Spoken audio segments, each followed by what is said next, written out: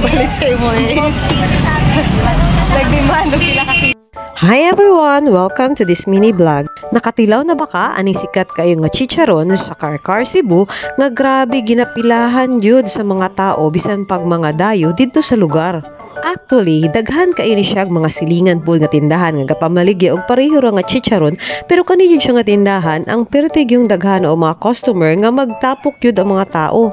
Halinon kaayo, makasana all na lang yun mga wa na halin ani.